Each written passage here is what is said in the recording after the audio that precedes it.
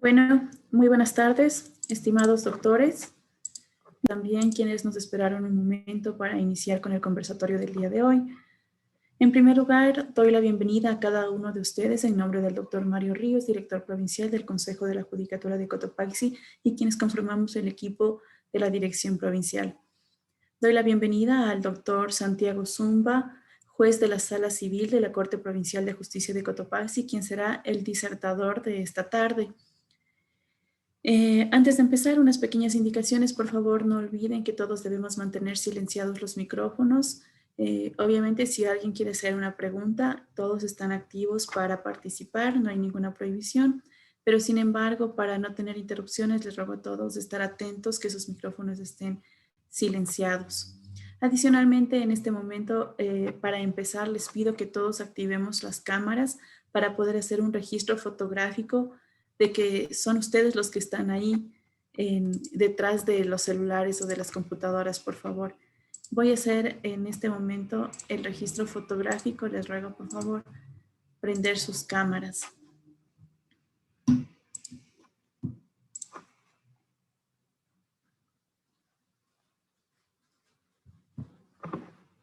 Un momento, por favor, no.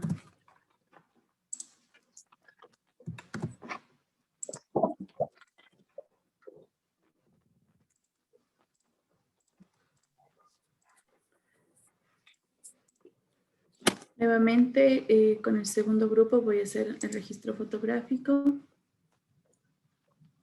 Por favor, enciendan sus cámaras. ¿Listo?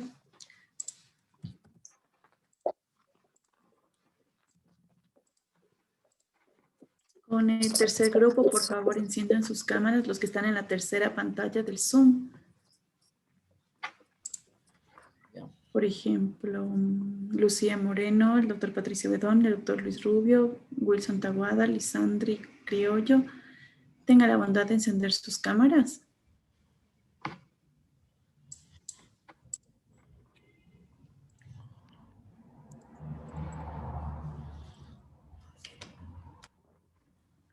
Listo.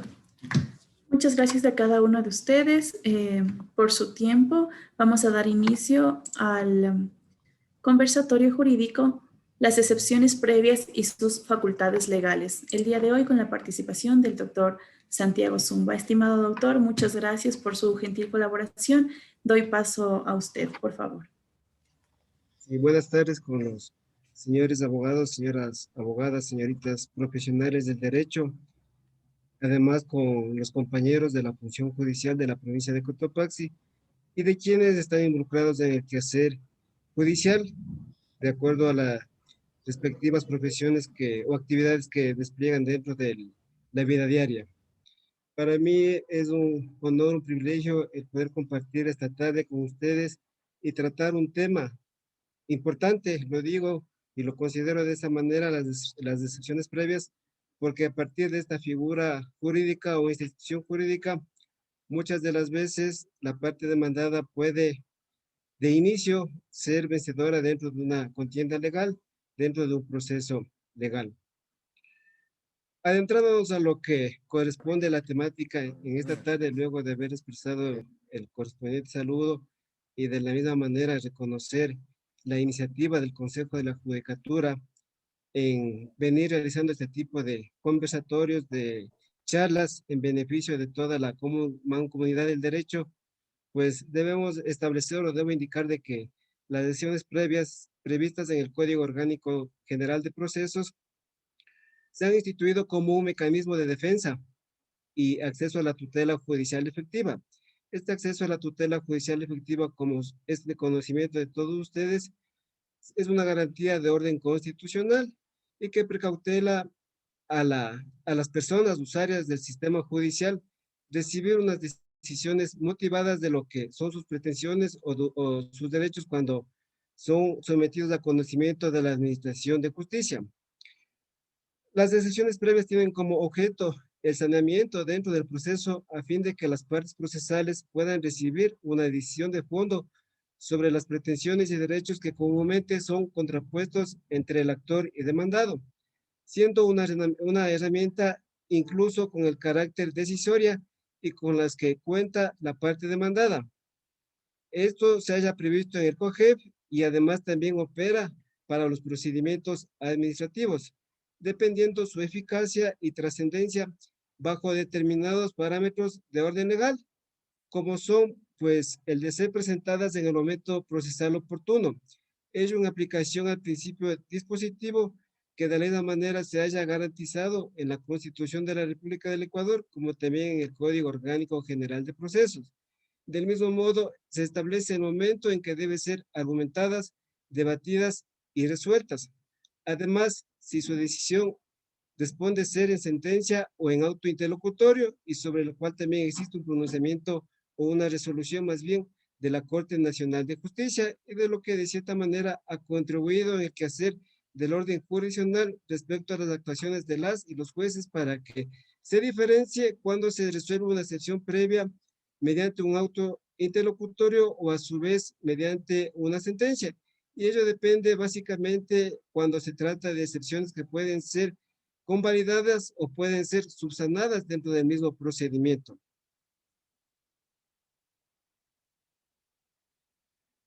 Acercándonos un poquito a la doctrina, a la jurisprudencia, puedo referir que Sebastián Cornejo refiere que la palabra excepción tiene muchos significados en el derecho procesal.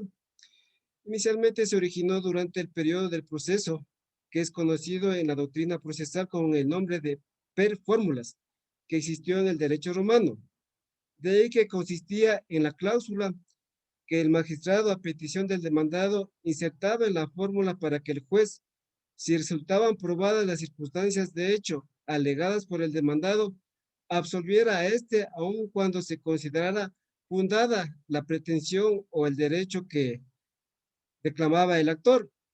En tal sentido, se evidencia que las excepciones procesales son aquellas destinadas a combatir los presupuestos procesales de forma tal que su apreciación favorable implica la imposibilidad de que el tribunal pueda entrar al conocimiento de la reclamación, esto es, a emitir una decisión sobre el fondo que ha sido puesto en conocimiento de las o los jueces.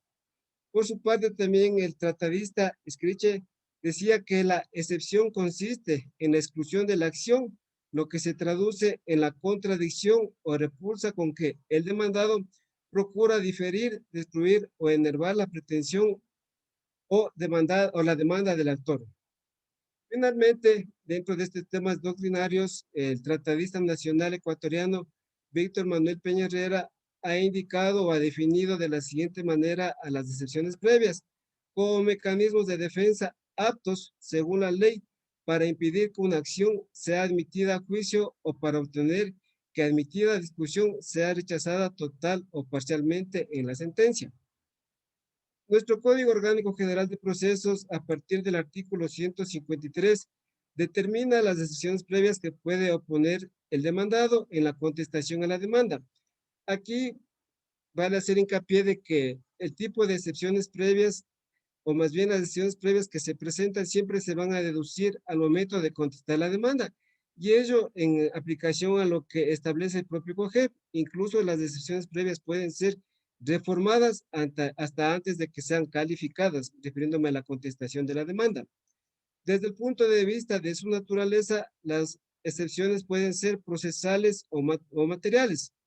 Por ser tal naturaleza y los efectos de su estimación radicalmente diferentes, como corresponde a excepciones que afectan a la forma. En este sentido hablamos de las excepciones procesales o al mérito o fondo, que son las excepciones materiales.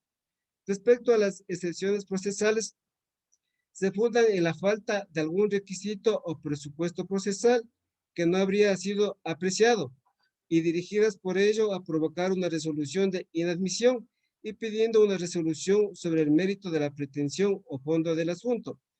En este punto o en estas circunstancias, para clarificar este tema, muchas de las veces los abogados que ejercen la profesión, incluso los operadores de justicia en los trámites o en los juicios ordinarios, por decir algo, cuando reclama una prescripción extraordinaria adquisitiva de dominio, el COTAC establece de que se debe contar o notificar al alcalde y al procurador síndico, y ello en garantía para que pueda emitirse una decisión de fondo. ¿Qué pasa cuando el juez, la jueza o el tribunal verifica que no se ha cumplido con esta solemnidad? El tribunal no puede emitir una decisión de fondo, por más que el juez de primer nivel o la jueza de primer nivel haya resuelto en forma positiva o en forma negativa, desestimando o aceptando la demanda.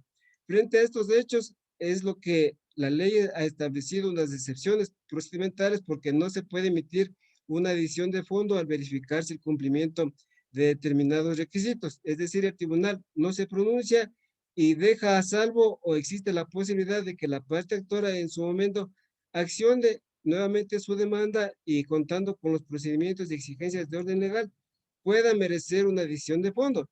Y claro, ahora el sistema procesal, al ser un medio para la realización de la justicia, también la Corte Constitucional ha determinado ya en varias de sus sentencias a las juezas y jueces como directores de proceso, dinámicos y siempre en garantía a las reglas del debido proceso. En consecuencia, si el juez o la jueza verifica que no se ha cumplido con la notificación o no se ha contado con el acto procesal de la intervención del alcalde o del procurador síndico, podría subsanarse mientras no se dicte una sentencia. Pues dictada la sentencia, no se puede retrotraer todo el procedimiento y sería motivo de un pronunciamiento a través de una decisión inhibitoria. Las excepciones materiales, en cambio, se fundamentan en razones de derecho sustantivo, que se refiere a contradecir el fundamento jurídico material de la pretensión, aduciendo la existencia de hechos extintivos o excluyentes de las consecuencias jurídicas pretendidas por el demandante, procurando un pronunciamiento de mérito de desestimación de la demanda respecto a una decisión de fondo. Y emitida ya una decisión de fondo, no se puede volver a plantear sobre lo mismo. La Corte Nacional, como algo les manifesté, en la resolución 12-2017 de 3 de mayo de 2017, a través del Pleno, ha regulado la forma en que deben ser resueltas y discutidas las excepciones previas. Si se trata de una excepción previa subsanable, indica que se lo hará mediante auto interlocutorio, brindando la oportunidad que se sane el procedimiento y se logre una decisión de fondo. Si se trata de una decisión previa insubsanable, la forma de resolver es mediante sentencia. Así lo identifican claramente los artículos 2 y 4 de la precitada resolución. Ahora, corresponde precisar las decisiones que contempla el Código Orgánico General de Procesos y analizar cuáles de todas estas excepciones son subsanables y cuáles no son subsanables, así como el momento a ser presentadas y debatidas, teniendo en cuenta, como se mencionó, que la Constitución de la República del Ecuador ha instituido el sistema procesal como un medio para la realización de la justicia y que se rige lógicamente bajo el principio de oralidad en armonía con los principios de inmediación, concentración y contradicción. Para ello, no debemos olvidar que el COGEP, el Código Orgánico General de Procesos, clasifica los juicios, los trámites, en dos grandes grupos de categorías. A partir del libro cuarto, se establecen los procesos de conocimiento y también los procedimientos ejecutivos. Estos últimos, en cuanto a la sustanciación del proceso de procedimiento, prevé el desarrollo de una audiencia única, mientras los juicios ordinarios, como es de conocimiento de quienes ejercen la abogacía, de igual manera ejercen la función pública respecto al ámbito jurisdiccional, en el procedimiento ordinario existen dos audiencias, la audiencia preliminar y la audiencia de juicio propiamente dicha, en donde se va a debatir las pruebas que habrían sido admitidas en su momento, se ejerce el derecho a la contradicción, se presentan los alegatos finales y obviamente en garantía del principio de oralidad, el juez termina resolviendo en ese mismo momento en la audiencia, bajo determinadas excepciones que puede suspender la audiencia a fin de analizar en forma conjunta todo el proceso y ello determina el artículo 93 del Código Orgánico General de Procesos. Por lo notado o por lo manifestado, Sea que se trate de un juicio vía ordinaria o no, las decisiones previas deben ser presentadas con la contestación a la demanda, conforme indica el artículo 151, inciso tercero del Código Orgánico General de Procesos, que señala lo siguiente: deberá deducirse todas las decisiones de las que se crea asistida contra las pretensiones de la parte actora, con expresión del fundamento fáctico. A su vez, el artículo 153 del COGEP, como se indicó, establece las decisiones previas las siguientes: la incompetencia del juzgador, la incapacidad o falta de personería de la parte actora o su representante, la falta de legitimación en la causa o incompleta conformación del litis consorcio, error en la forma de proponer la demanda, inadecuación del procedimiento e indebida acumulación de pretensiones, la litispendencia, tenemos la prescripción, la caducidad, cosa juzgada, igual se determina la transacción y la existencia de convenios, compromiso arbitral o convenio de mediación. De haberse alegado en la contestación este tipo de excepciones, me refiero a la contestación a la demanda, deben ser argumentadas sea en la audiencia única o en la audiencia preliminar, lo cual incluso se haya arreglado para los juicios ordinarios en forma expresa en los artículos 294 y siguientes del Código Orgánico General de Procesos.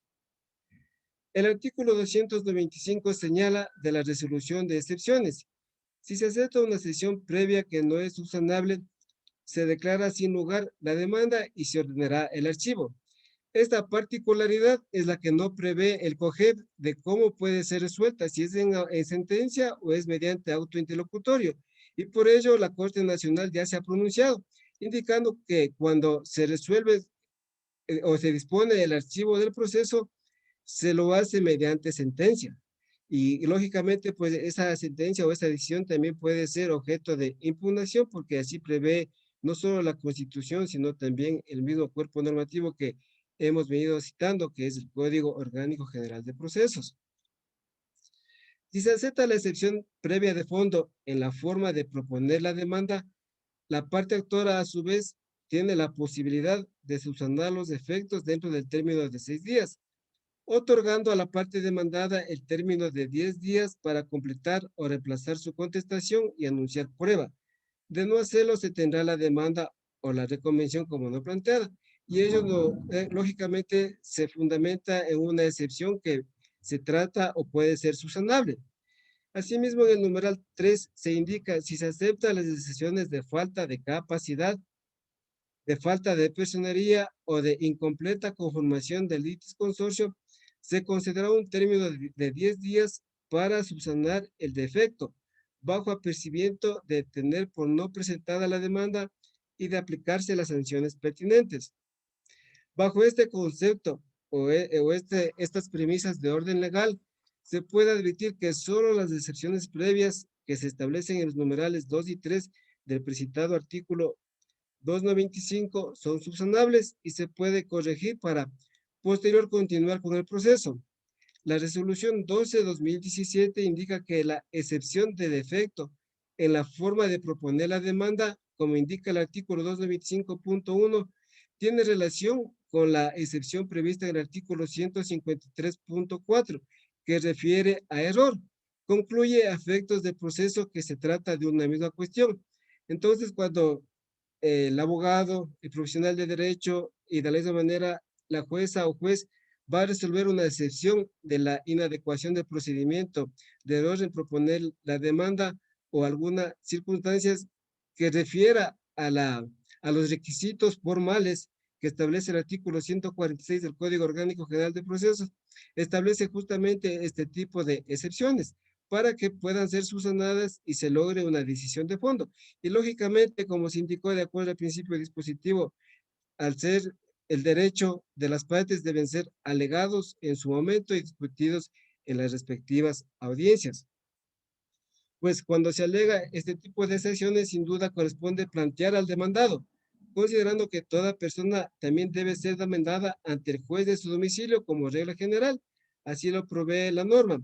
De ser aceptada esta excepción, teniendo en cuenta que para ello la jueza la calificó la demanda, refiriéndonos a la incompetencia del juzgador como excepción, sí nace para mi persona, o más bien nace la oportunidad de poder transmitir un criterio en el sentido de que cuando hablamos de excepciones, la parte demandada va a presentar que la demanda no fue deducida ante su juez natural, ante su juez donde tiene su domicilio.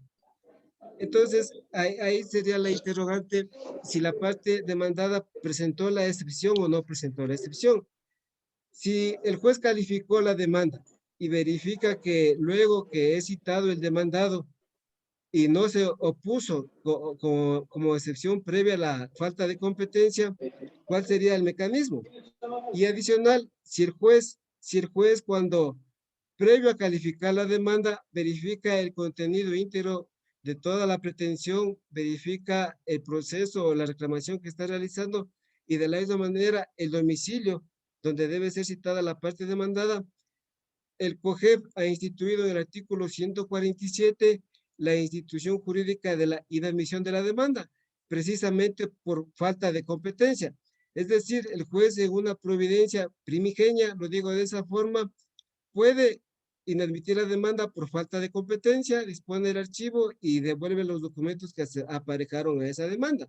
Pero ¿cuál sería aquí las circunstancias que se vienen dando en la práctica? El juez calificó la demanda, se citó al demandado y el proceso continuó. Y luego el juez cuando va a dictar sentencia se percata que el demandado tiene su domicilio en el lugar donde ejerce la jurisdicción y competencia del operador de justicia y muchas de las ocasiones no termina resolviendo la causa y generalmente declara la nulidad porque a decir del operador de justicia no tiene competencia. Pero como se indicó, si la Administración de Justicia permitió al actor que acceda a esa competencia territorial, donde se dispuso ya actuaciones de orden jurisdiccional, como es la citación, la calificación, se indicó de que no compareció la parte demandada. De cierta manera, yo, igual, el criterio muy personal, el Código Orgánico de la Función Judicial advierte de que cuando sucede estas circunstancias, el juez, sin declarar la nulidad del procedimiento o del proceso, puede inhibirse de la causa y remitir al juez competente, que en este caso sería al del domicilio en donde se está ejerciendo o a donde debió haber sido accionada la parte demandada. Ello en garantía a un principio de tutela judicial efectiva. Y ello porque el demandante, de cierta manera, ya realizó no solo diligencias de orden jurisdiccional, también, sino quedaría el principio de celeridad, la economía procesal, de declarar una nulidad por falta de competencia en la nada. Y de acuerdo, lo digo yo de esta manera, bajo mi criterio de que eso no podría suceder.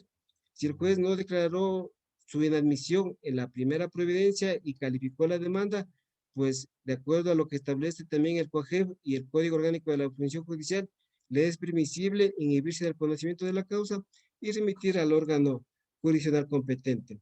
Bien, para seguir en este conversatorio, sí me gustaría también tener criterios de quienes se encuentran presentes en este sistema telemático de conversación de orden jurídico para compartir las experiencias y también todos podamos nutrirnos mutuamente de todo lo que acontece en la realidad.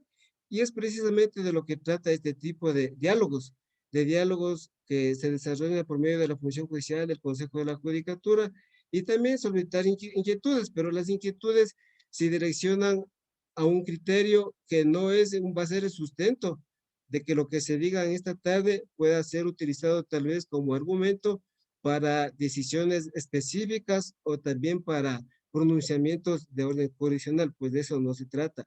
Acá más bien el ánimo es de compartir criterios, conversar y también de mi parte nutrirme de los conocimientos y también de las experiencias de todos ustedes.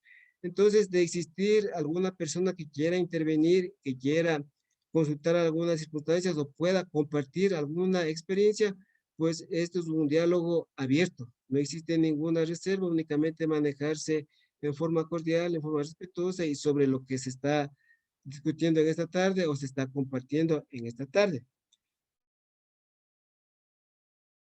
Bien, respecto a la excepción previa de la inadecuación del procedimiento, es un defecto procesal que radica en la inobservancia de las normas que determinan el procedimiento que debe sustanciarse. Acorde al Código Orgánico General de Procesos, cada procedimiento comprende una regulación propia y exclusiva que rigen los actos de proposición, término para contestar la demanda y deducir la reconvención, anuncio de prueba, nueva prueba sobre los hechos expuestos en la contestación, término para convocar a la audiencia, de tal manera que si un asunto se ha sustanciado conforme a las reglas de un procedimiento que no corresponde, no es susceptible de subsanación, no se puede subsanar, ya que el procedimiento en que debe sustanciarse un determinado asunto ante los juzgados o tribunales no es una cuestión voluntaria de las partes, sino un mandato de la ley, teniendo en cuenta que solo se podrá juzgar a una persona de acuerdo al procedimiento establecido. El ser juzgado con observancia del trámite propio de cada procedimiento, así lo determina la Constitución de la República del Ecuador en su artículo 76, numeral 3. Aquí pues se podría traer a colación de que acceden a la administración de justicia y un asunto se sustancia en un procedimiento ordinario, pero en realidad la reclamación responde ser una vía sumaria y al ser una cuestión exclusivamente procesal, se deberá, de acuerdo a lo que ha indicado la Corte Nacional de Justicia, acogerse esta cuestión exclusivamente mediante un auto interlocutorio con los efectos que señala el artículo 295, numeral 1 del Código Orgánico General de Procesos. Esto es ordenar el archivo, pues no se ha sometido al procedimiento que establece la norma y sobre ello el operador de justicia no puede resolver. De haberse percatado, aquí volvemos otra vez a la inadmisión de la demanda, de haberse percatado que el procedimiento que se fijó en la demanda no fue el correcto, pues opera inicialmente la inadmisión de la demanda, pero prosiguió el trámite y luego pues se verifica o se determina que no corresponde a la vía que se sustancia el procedimiento. Y como lo digo, pues esto es la manera de ejemplo. De ahí puede existir un sinnúmero de casos, un sinnúmero de circunstancias y complejidad, porque cada caso tiene su propia trascendencia y particularidad. Respecto a la indebida acumulación de pretensiones, se debe partir que la pretensión es en sentido general, es la solicitud para conseguir algo que se desea. Es la petición que se ejercita ante el juez con objeto principal de un proceso para obtener determinados pronunciamientos frente a otra u otras pretensiones, a otras personas. Entonces, vale la pena decir que la pretensión es el acto de reclamo y que se relaciona con el derecho de acción mediante un acto específico que constituye la demanda y que es el acto de iniciación procesal. Aquí debemos diferenciar lo que es la pretensión, el derecho de acción y la demanda. Y básicamente la acumulación de pretensiones radica que en una misma demanda, un demandante solicita varios pronunciamientos del juez, se acumulan varias pretensiones en un solo libelo. También en la práctica suele pasar de que los usuarios de la Administración de Justicia en una misma demanda no reclaman la acumulación de pretensiones. Lo que a veces es lo que piden es la acumulación de acciones y ello está prohibido por la ley, es vedado ese tipo de circunstancias y tal vez existe ese tipo de incongruencias o diferencias que no han sido definidas. No han sido definidas porque lo que la ley establece es la acumulación de pretensiones más no la acumulación de acciones. El artículo 345 del COGED establece las reglas para que sea posible la acumulación de pretensiones en una misma demanda. El artículo 134. Dice que el juzgador sea competente para conocer de todas ellas, que aquellas pretensiones no sean contrarias ni incompatibles entre sí, y que todas las pretensiones puedan sustanciarse por un mismo procedimiento. En una demanda que contenga la pretensión de pagar las remuneraciones del trabajador así como la indemnización por despido intempestivo. Eso está previsto en la norma frente a una vía sumaria, pero la demanda se presenta en procedimiento monitorio. Entonces, la acumulación de pretensiones nunca va a caber en ese sentido.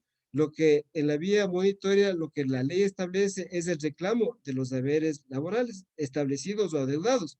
Y acá cuando se trata de generar la reclamación de un derecho, en este caso, el beneficio por despido intempestivo, obviamente ello obedece a un juicio laboral y que debe ser tramitado en juicio sumario. Este sería uno de los ejemplos que se puede realizar respecto a la indebida acumulación de pretensiones. Lo mismo pasa, siempre refiriéndome a ejemplos, como lo digo y lo vengo sosteniendo, lo mismo pasa cuando se demanda la nulidad de una escritura pública.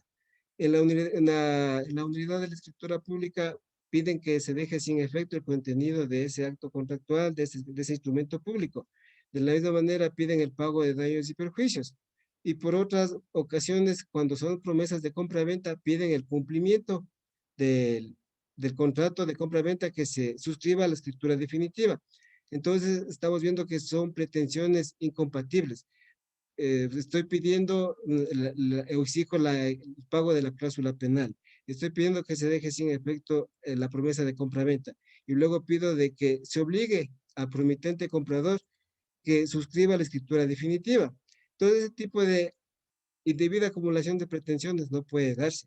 No puede en una sola demanda distorsionarse el derecho de acción, porque debe fijarse que cuando el demandante acude a la administración de justicia, no va únicamente con el ánimo de que el juez, la jueza, le dé la razón o dicte una sentencia. Lo que pretende es que a través de esa sentencia se reconozca el derecho que considera le asiste y que fue vulnerado de acuerdo a la pretensión que formuló en su momento.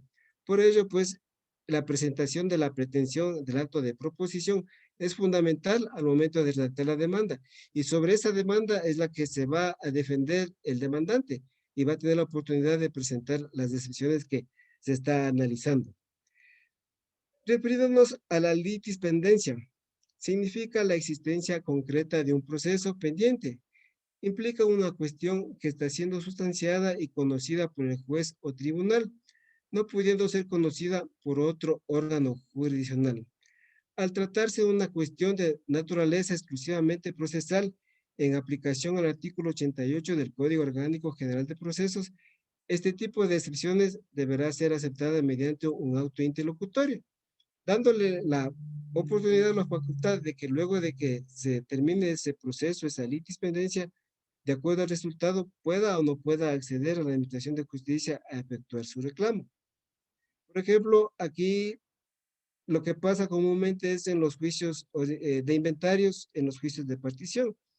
Yo no puedo acceder a la Administración de Justicia y reclamar la partición de bienes hereditarios o de bienes de la sociedad conyugal o de separación de, de bienes, cuando no se ha efectuado un juicio de inventarios y ese juicio de inventarios, se entiende, está pendiente de resolución. Entonces, todo este tipo de excepciones son concatenadas a una práctica, a una circunstancia y a una realidad del día a día que en forma frecuente las personas, las ciudadanías, se ve obligada a acceder a este tipo de reclamos de orden judicial. Respecto a la prescripción, yo igual eh, convencido de que todos los profesionales de derecho conocen el alcance de la prescripción, conocen la forma que debe ser planteada para que opere, necesariamente es a requerimiento de parte. Se presenta la demanda y a contestar el reclamado la demanda, pues debe proponer este tipo de excepciones, que generalmente es un hecho jurídico a través del cual se adquiere las cosas o se extinguen las acciones y derechos ajenos. Así lo señala el artículo 2392 del Código Civil.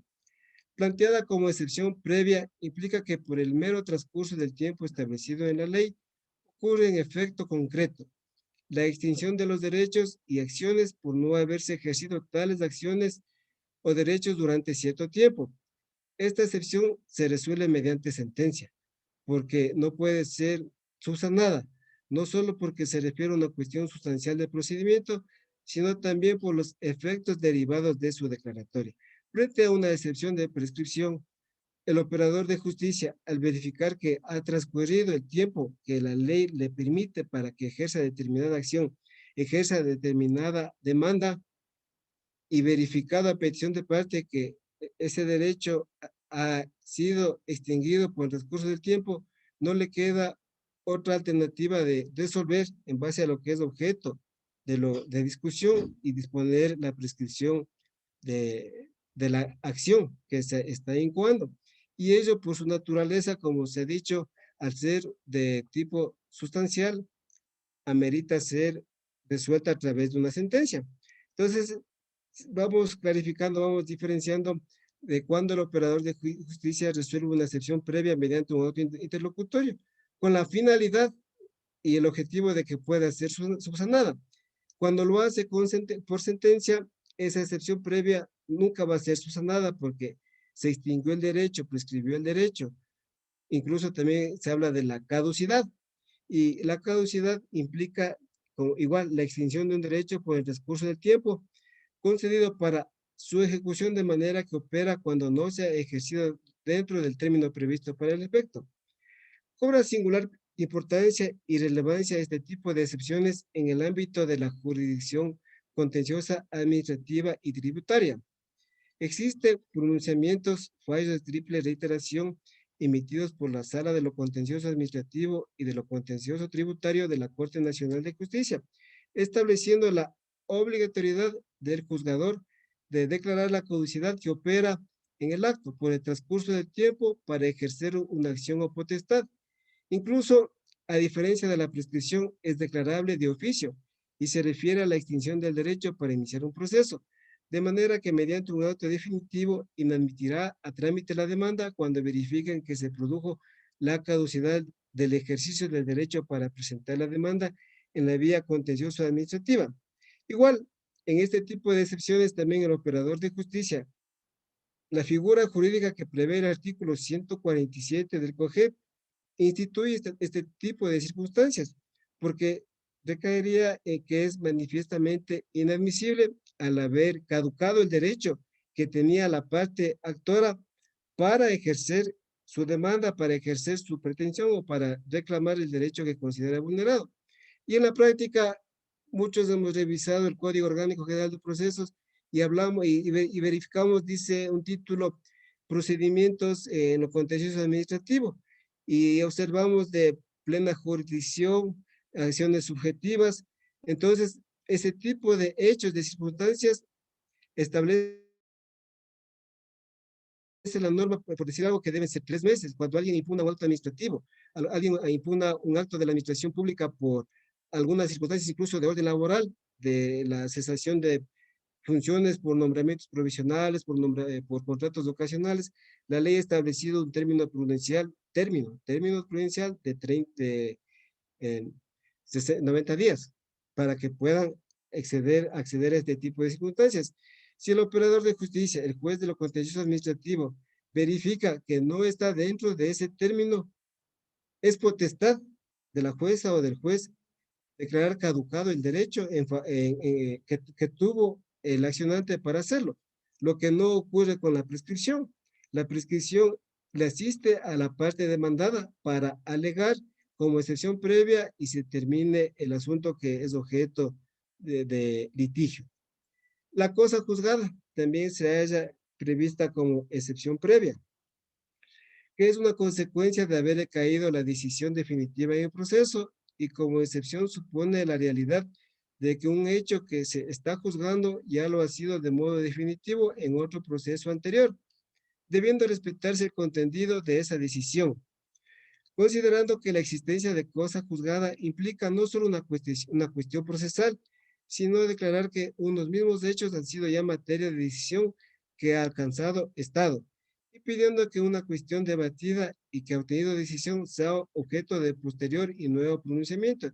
Y si de hecho se presentase un nuevo proceso, obligando al juzgador del proceso ulterior a aceptar la decisión existente, el juzgador debería acoger este tipo de excepciones mediante excepción.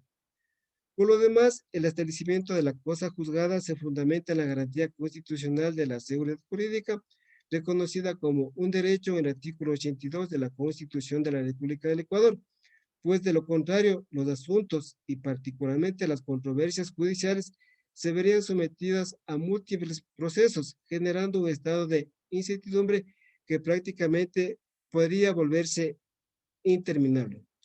La jurisprudencia extranjera ha señalado que la excepción de cosa juzgada debe resolverse mediante sentencia. Por ejemplo, la Corte Suprema de Colombia, al conocer un recurso de casación, ha declarado que la cosa juzgada constituye tanto una obligación del Estado como también un derecho subjetivo por las partes.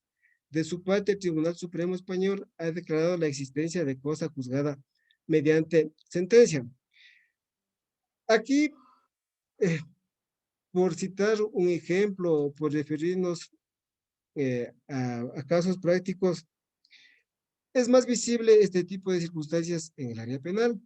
Nadie puede ser juzgado dos veces por un mismo hecho y recibir una condena. Si ya fue objeto de una sanción, si ya cumplió la pena, termina ahí ese tipo de acción penal. Acá en lo que concierne a la materia civil, lo que se refiere a prescripciones adquisitivas de dominio, lo que se refiere a impugnaciones de paternidad, lo que se refiere a procesos en sí de conocimientos, y haberse expedido una sentencia que causa efecto juzgado, cosa de efecto juzgada, también se debe tener en cuenta de que puede ser formal o material. La cosa juzgada formal recae cuando se cumplió con los términos previstos para que esa sentencia se ejecutoríe, y lo que es diferente a la sentencia de cosa juzgada. La cosa juzgada material implica cuando el vencido dentro del determinado proceso intentó que esa sentencia ejecutoriada sea revisada nuevamente por otro órgano jurisdiccional. Esto frecuentemente ocurre cuando se demanda las nulidades de sentencias. Entonces, agotado también ese vía, se entiende que se produce ya un efecto de cosa juzgada material, porque accedió también a otro tipo de trámite dentro de lo que fue ya objeto de resolución, pero el COGEO ha establecido también como un mecanismo y una acción el objeto de nulidad de sentencia ejecutoriada, y siempre y cuando que no se encuentre ejecutada. Adicional, también es oportuno transmitir de que igual considero es de conocimiento de todos ustedes de que en materia de niñez y adolescencia, las resoluciones que se dictan en ese tipo de materias, por la naturaleza mismo, que en sí refiere o se destaca a asuntos sociales, no causa efecto de cosa juzgada. Es decir,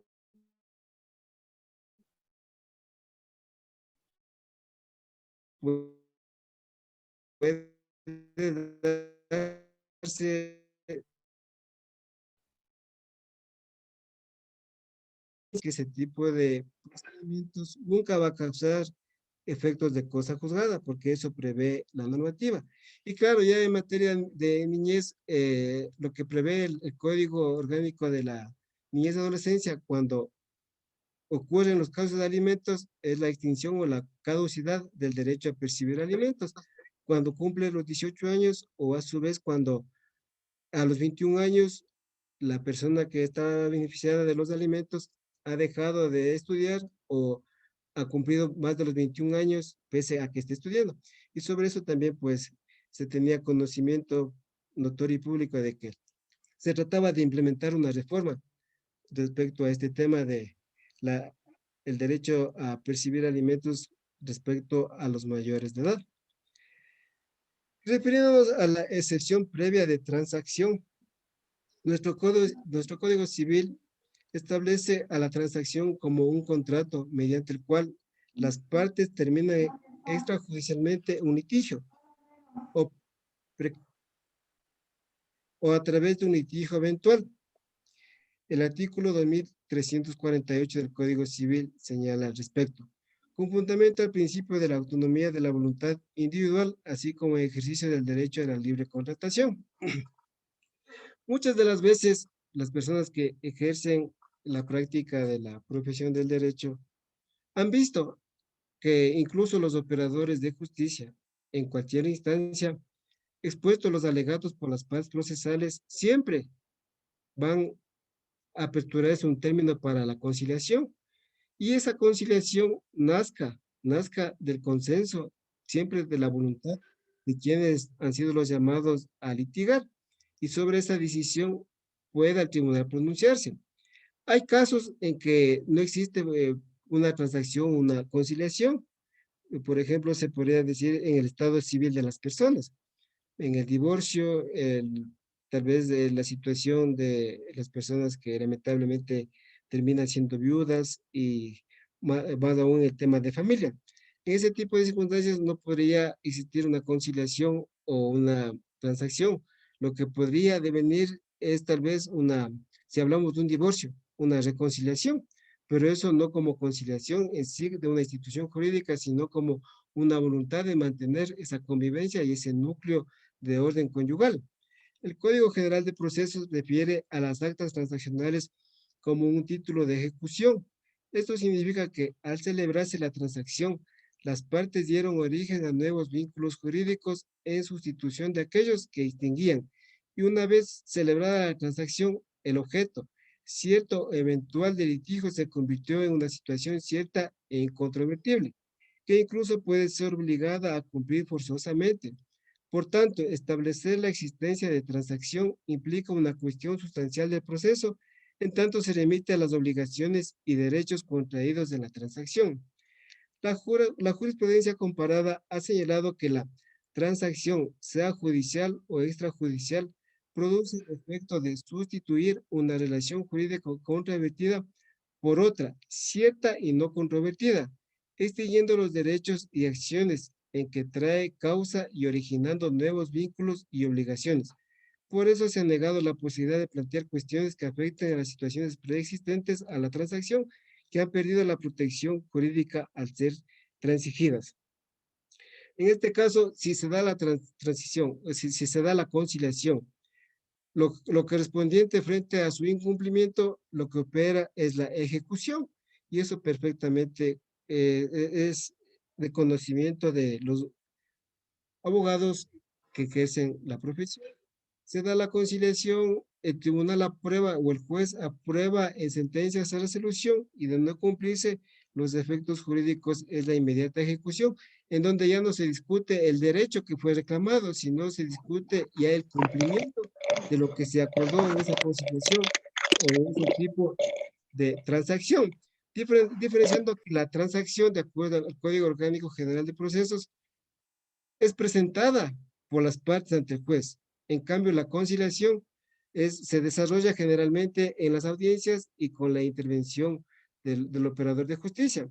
Y claro, el operador de justicia únicamente, de cierta manera, asume un control para que la conciliación que se defina por las partes procesales se enmarque dentro de un interés garantista que no afecte o disminuya derechos, como establece el artículo 19 del Código Orgánico de la Función Judicial, pues el juzgador, el juez, no podría aceptar una conciliación que vaya en contra de derechos y protección de garantías de orden constitucional. Es por ello, considero que es la actuación del órgano judicial cuando se da la conciliación. Y a diferencia, la transacción es la voluntad de las partes y tranquilamente, por decir algo, hacen el documento y desde el caso para que cobre mayor formalidad, o lo hacen en una notaría o a su vez el juez manda a reconocer firmas y rúbricas de ese documento y termina el proceso. Respecto a la existencia de convenio, compromiso arbitral o convenio de mediación, bueno, aquí en nuestra jurisdicción en la provincia de Cotopaxi, muy pocos, por decirlo menos, casi nunca ha habido este tipo de circunstancias que puede darse. Pero aquí ya hablamos incluso de la ley de arbitraje y mediación. Incluso cuando las partes se someten a este tipo de circunstancias, al renunciar fuero, al renunciar domicilio, se someten en forma específica al arbitraje y la mediación y que generalmente existe en la ciudad de Quito. Establece que el convenio arbitral no solo obliga a las partes a acatar el laudo que se expida, sino que también impide someter el caso a la justicia ordinaria. Eso lo indica el artículo 7 de la Ley de Arbitraje y Mediación. Al mismo tiempo establece cuando las partes hayan convenido de mutuo acuerdo someter a arbitraje sus controversias, los jueces deberán inhibirse de conocer cualquier demanda que verse sobre las relaciones jurídicas que las hayan originado, salvo en los casos de excepciones previstos en esta ley. Incluso establece un principio que determina que el órgano judicial debe preferir el arbitraje en caso de dudas sobre la jurisdicción competente para resolver la controversia. De manera que cuando resulta procedente esta excepción previa, opera aquello que la doctrina ha identificado como inhibición de jurisdicción, es decir, la imposibilidad de los órganos de justicia ordinaria de conocer los hechos y resolver las pretensiones que se encuentran sometidos a otro medio de solución de conflictos. Ello en aplicación de la norma constitucional que reconoce los medios alternativos de solución de conflictos. Resulta aplicable no solo al arbitraje, sino también a otros medios de solución de conflictos como el convenio o la mediación.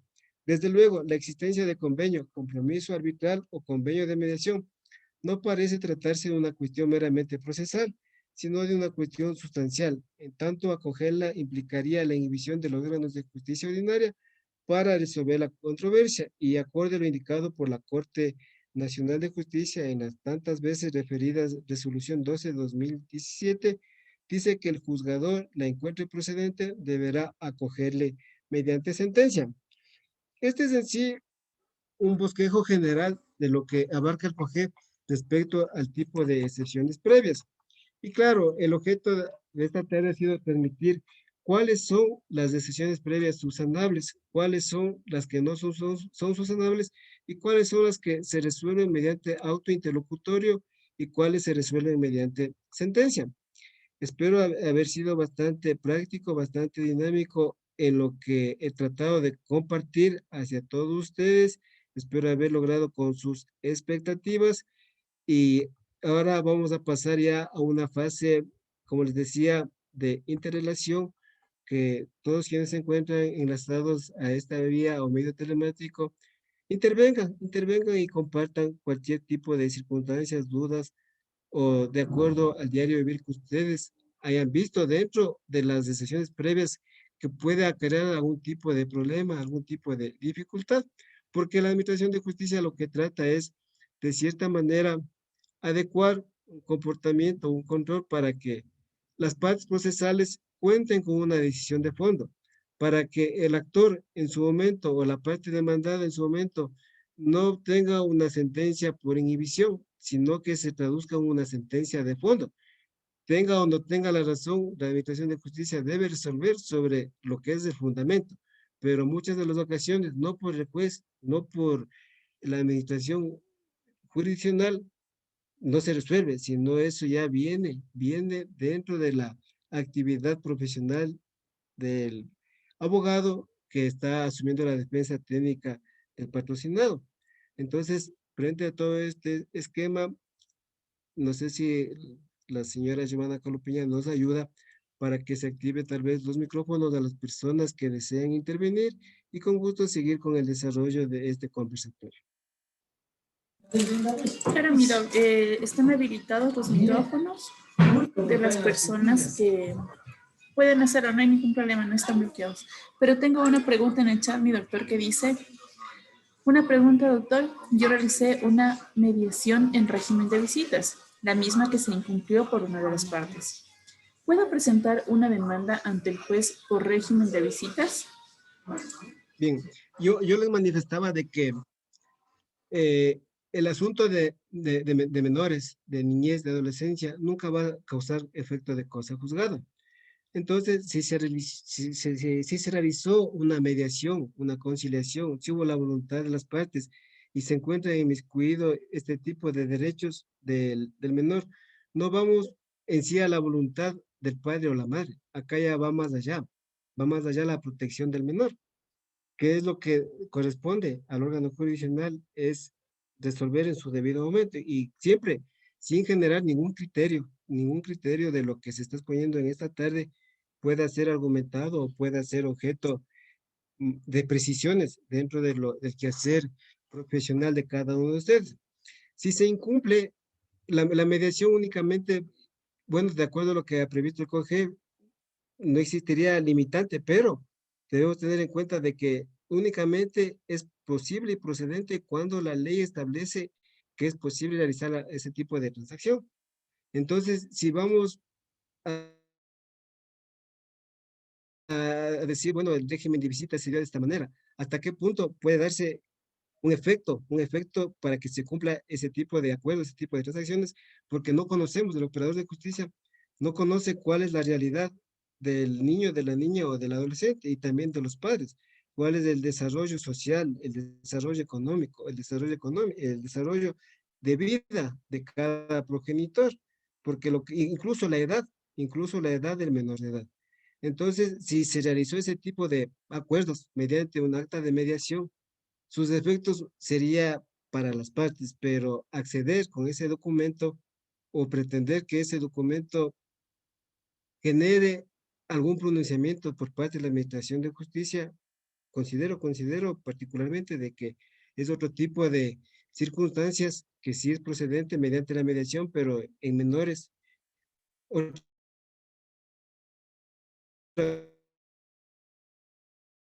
cosa sería diferente que tal vez llegar a una solución de los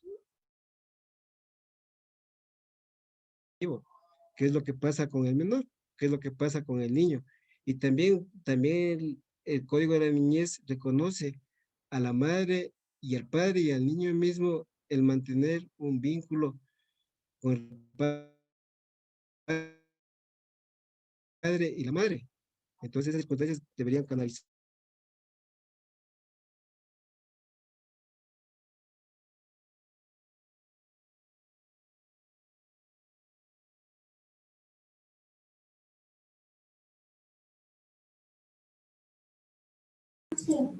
Al parecer el doctor se desconectó, tuvo algún problema con su internet.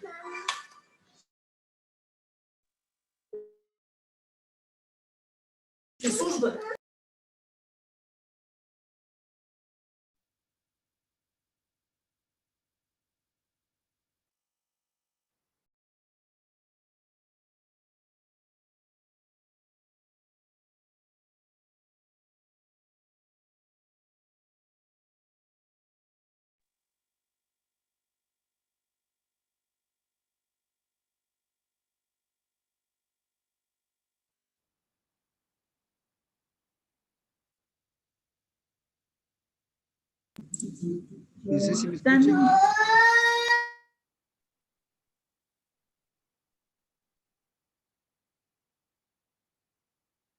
Sí, doctor, sí le escucho yo. Se fue un momento el audio, no sé qué pasó con la señal.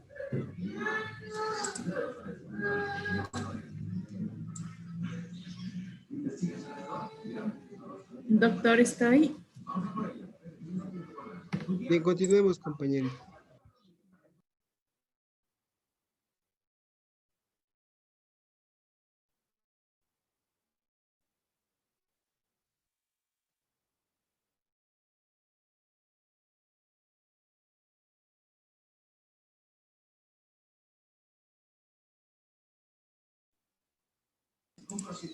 Doctor, No, no le logramos escuchar. No sé si usted me escucha. yo le escucho, ¿me escuchan ahí? Sí, ahí sí, doctor. No sé qué está con la señal media débil. Ahí sí, mi doctor.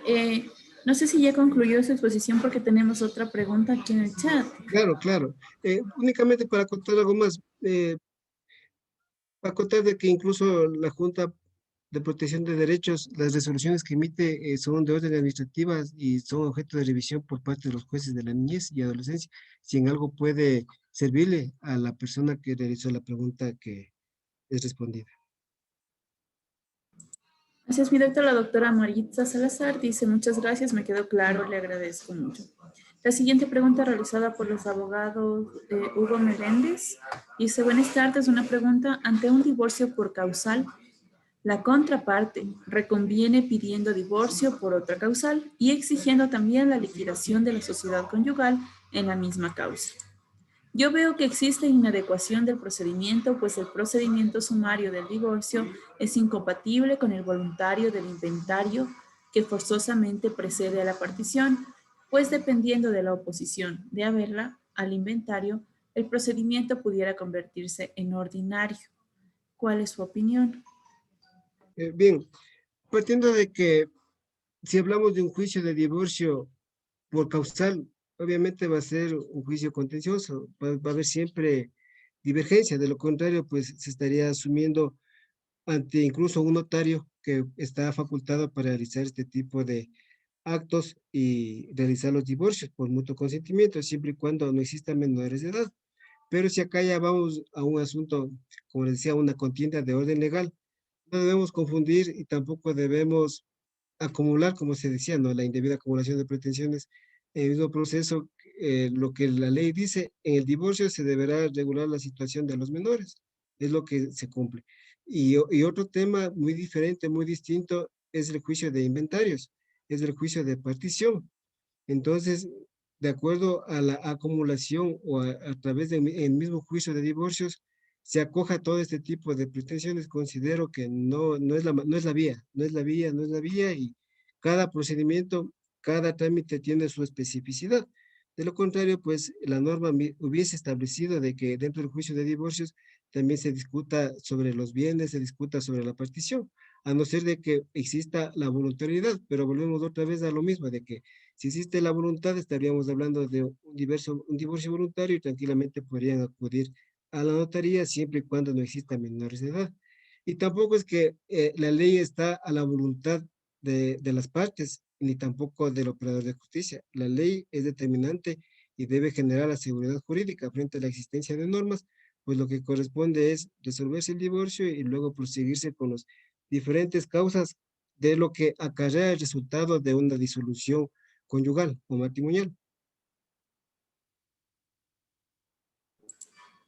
Tenemos otra pregunta, doctor, del abogado Fabián Murgueito, que dice, la litispendencia procede desde la presentación de la demanda, pero la doctrina señala que siempre y cuando sea aceptada. Quisiera escuchar su criterio, señor juez provincial. Bien. Bueno, yo como he referido a la litipendencia, me presentan la demanda y el juez no va a conocer sobre ese trámite de que se está resolviendo otro tipo de proceso legal o, o otra contienda legal que nazca de un procedimiento para que a su vez pueda nacer o a su vez pueda crearse una nueva pretensión por el actor o por quien está ejerciendo esa demanda. Y lógicamente, de entrada el juez no va a concentrarse, porque el que acude con la demanda es el actor. Luego de que es calificada la demanda, le dice, mire, el demandado le dice, mire, señor juez, aquí existe esta situación, está resolviéndose aún dentro de la administración de justicia, por ende, alego litispendencia. Entonces, al momento que es citado y la parte demandada alega ese tipo de hechos o de circunstancias de orden jurídico, el juez va a pronunciarse. Antes no podría, porque no va a conocer. Tal vez un poquito más de precisión en la pregunta, porque si el juez no conoce de cuál va a ser la contestación del demandante, del demandado, o incluso no comparece a juicio. Gracias, mi doctor. No existen más preguntas en el chat. No sé si alguien quisiera verbalmente exponer sus dudas. Bueno, ya acaba de llegar otra pregunta, mi doctor dice, doctor, muy buenas tardes. Mi pregunta es la siguiente. La demanda de alimentos a un señor X, pese a existir un acta de mediación ya existente, en ese caso se puede proponer como una excepción previa por encontrarse ya resueltos los alimentos. Ya, yo reitero que en materia de niñez, de adolescencia, no opera las circunstancias de cosa juzgada, puede ser variante. ¿Y cuál sería a esa época? ¿Cuál serían las circunstancias a esa fecha que llevaron a las partes a realizar un acta de mediación sobre el suministro de pensión de alimentos? Si se dio esas circunstancias y luego la posición del padre o del obligado cambia, sea positivamente o sea negativamente, debería asumirse a través ya de la Administración de Justicia el incidente o el aumento o el cumplimiento también de esa acta de mediación. Pero el tratar de cumplirse un acta de mediación, porque entiendo, se está cumpliendo, se está ejecutando. De lo contrario, tendría que seguirse la fase de ejecución. Pero el mantener una pensión de alimentos y decir, bueno, aquí ya se acordó y sobre eso no existe ningún otro tipo de solución o no se puede acceder a una nueva pretensión, no existe ese tipo de limitantes. La Constitución, la ley, el Código Orgánico de la Niñez establece de que en materia de niñez, yo reitero, no causa efecto de cosa juzgada, ni las resoluciones de los jueces, ni las resoluciones de la Administración de Justicia causan efecto de cosa juzgada y dan la posibilidad para que se genere incidentes. Entonces, el asumir un acta de mediación, ¿qué pasaría ese acta de mediación y el alimentado, el beneficiario ya cumplió 18 años? Entonces voy a decir, no, aquí existe ese acta de mediación y debe seguir manteniéndose la pensión. Entonces, tenemos que ver por los dos lados. Y todo nos conduce a la lógica más que a la normativa, aquí ya son aspectos lógicos. Si la norma nos dice de que no existe ejecutoriedad o efectos de cosa juzgada en materia de menores, tendrían que solventar esas circunstancias. Mi Muy doctor, buenas otra noches, pregunta. doctor. Sí, muy buenas noches. Buenas El noches. doctor Mario Quispe le está saludando. Quería hacer una pregunta Buenas al, noches. al doctor expositor. ¿Sí me escucha, por favor? Sí, doctor, buenas noches, le escucho. El doctor Mario Quispe le está saludando, agradeciendo por la excelente ponencia, señor juez. Y quería saber más acerca de su criterio. ¿Qué criterio tiene usted acerca de lo que determina el artículo 47 de la Ley de Mediación y Arbitraje? Y que en su parte pertinente hace referencia, en la cual dice que bien, todos sabemos que al momento de la ejecución de una acta de mediación no se pueden presentar excepciones, porque dado el procedimiento en sí, que es de ejecución ya, pero el artículo 47, inciso cuarto, parte final, indica, ¿no? Dice que el juez, salvo las que se originen con posterioridad a la suscripción del acta de mediación. ¿Qué criterio se merece usted en este sentido? Si un demandado en un acta de mediación se obligó a pagar pagos parciales, a cuotas, y en lo posterior ha pagado unas 10 cuotas, pero cae en mora. ¿A qué momento? Y yo al momento de contestar la demanda, no contestar, ¿no? Sino comparecer a juicio, manifiesto y se indica, ¿no? De que he tenido pagos sucesivos, pero en la demanda le consideran sobre la totalidad de la obligación que se comprometió en el acta de mediación. Como le decía, la pregunta es, ¿qué criterio se merece? ¿El juzgador deberá tomarlo como excepción previa o algún tipo de excepción, lo que hace referencia el artículo que le acabo de indicar? Ya, siempre generando la seguridad jurídica, más allá de que al parecer se trata de un tema bastante, un caso ya particular, pues acá no venimos a dar criterios sobre circunstancias que en algún momento tal vez corresponde al conocimiento al suscrito el resolver. Entonces, bajo ese tipo de circunstancias, como usted lo ha indicado, un criterio, si hablamos, si en el acta de mediación, en el acta de mediación se estableció cuáles son los rubros a sufragarse, si se estableció el pago de intereses en caso de mora, en caso de que no se cumpla el plazo, dentro del plazo se cancele la obligación total de la deuda. Entonces, si no se estableció todo ese tipo de circunstancias, acá en la ejecución de sentencia, no, bueno, de lo que usted comenta, no tendría yo con claridad cuál fue pide la ejecución sobre lo que está adeudando o sobre la totalidad de la deuda. Y sobre eso usted ha manifestado de que se hizo pagos parciales. Entonces, por más que entremos a una fase de ejecución, el COGEP también ha determinado cuando son obligaciones de dar, hacer o no hacer, debe contarse con una liquidación y lógicamente no como excepción, sino como un derecho de que se considere todos los abonos que se habrían realizado. Y sobre eso, pues, lo que queda en duda es si se estableció no se estableció en esa acta de mediación el pago de mora, de interés o qué otros rubros. porque incluso el acceder al servicio del profesional del derecho también genera otro gasto. Y si vamos solo a la ejecución, pues si lamentablemente no se conceptualizó todo este tipo de circunstancias, el operador de justicia no puede resolver sobre lo que no existe y tampoco puede extenderse más allá de lo que fue objeto de la mediación. Pero como excepción, no habría la oportunidad porque no está contestando la demanda, únicamente le dice, justifique en la fase de ejecución, justifique los pagos a una cosa y se nombra una persona que liquide el capital adeudado sobre la fase de ejecución y respecto a esa acta de mediación, que entiendo se estableció una cantidad.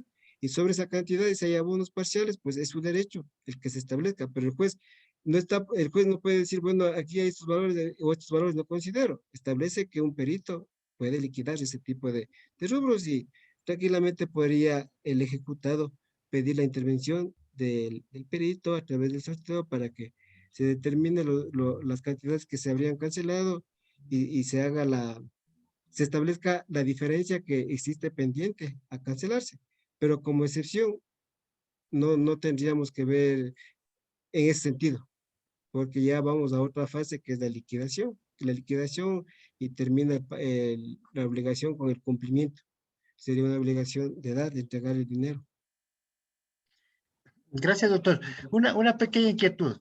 Bien, es cierto que comparto lo que usted indicaba, ¿no? Pero aquí me nace una incógnita. En la liquidación, el juez tendrá la potestad como para indicar que se tomen en cuenta los abonos parciales, claro que como usted indicaba, que se justifiquen tal vez con depósitos, comprobantes de depósitos, facturas, recibos, ¿no? Pero considero yo, no sé si tal vez estos depósitos o pagos parciales que hago referencia no podrán ser considerados y obligatoriamente tomar en cuenta en la primera fase en la primera parte de la audiencia de ejecución, porque ahí indica que se podrá justificar pagos parciales posteriores a la sentencia, en este caso posterior a la firma del acta de mediación. No sé Ya. si o sea, es un criterio mío, no sé si es que tal vez comparte o puedo estar raro Ya, en esa apreciación. lo que está usted reclamando es de que se considere sus pagos.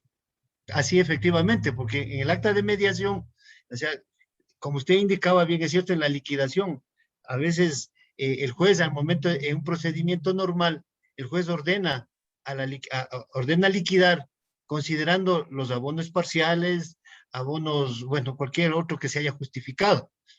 Pero, y al momento aquí, al momento de liquidar los rubros demandados por el sujeto activo en el acta de mediación, va a ser todo lo que él reclama, porque no puedo excepcionarme, no puedo presentar ninguna objeción. O sea, por eso le indicaba que tal vez yo consideraría, o sea, mi criterio muy personal, de que esos abonos parciales efectuados después de la suscripción del acta de mediación podrá hacerse tal vez en la audiencia de ejecución, porque hace referencia en la primera parte que dice que se tomarán en cuenta abonos Ya. parciales o abonos que se hayan hecho después de la sentencia, ¿no? Aplicando un principio de analogía, nada más, no sé, mi criterio.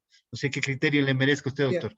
El COGEB en forma sistemática establece los diversos procedimientos y precisamente contempla en el artículo 370 cómo se da inicio a la fase de ejecución. Dice, si se trata de la ejecución de un título que no sea la sentencia o auto ejecutoriado, en este caso existe un acta de mediación, partimos de que no es sentencia, se deberá presentar una solicitud que además de los requisitos de la demanda contenga la identificación del título de ejecución que sirve de habilitante para presentar la solicitud. Entonces, si ya nos establece el artículo 370, ¿cuál es el procedimiento para seguirse? No estamos a la voluntad de quien requiere la ejecución, ni tampoco de la otra parte. La ley es clara y define de que dentro del acta de mediación, el que ha incumplido y tiene el derecho para accionar, hace la solicitud, presenta la solicitud y adjuntará el título de ejecución. Sobre eso, le pueden trasladar a la otra parte, se nombra el perito y va a demostrarse para que se devenga o se considere los abonos que ha realizado. Pero si dentro de esa pretensión, esa solicitud, porque únicamente dice solicitud, ni siquiera dice una demanda, dice una solicitud que deberá contener los requisitos de la demanda. Si en esa solicitud me añaden circunstancias que no fue objeto de la mediación, pues el juez resolverá en su momento lo que considere pertinente y de acuerdo a lo que también le presente la contraparte. Pero en realidad no vamos a tipos de excepciones. El código también dice que se nombrará una persona que liquide y se establezca el rublo a cancelarse, existiendo ya un monto que fue determinado y corresponde a la ejecución.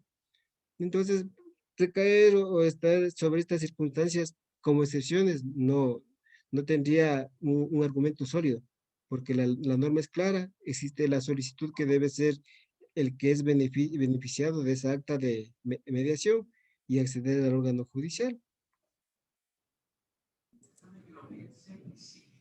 Ya, mi doctor, si culminó esa intervención, voy a proceder a leer otra pregunta. Dice, buenas tardes. En un juicio de declaratoria de unión de hecho, ¿qué excepción se debe plantear si las determinadas en la ley no se pueden alegar? Bien, como indicado en el artículo 153 del Código Orgánico General de Procesos, establece el tipo de excepciones. También en forma concreta, el COGEB para los títulos de ejecutivos ha especificado las excepciones que pueden ser deducidas. Ello para los títulos ejecutivos, como dice la falsedad de título, la inejecutividad del título, incluso la existencia de una denuncia en fiscalía que se haya iniciado por el demandado en contra del actor por un presunto delito de usura.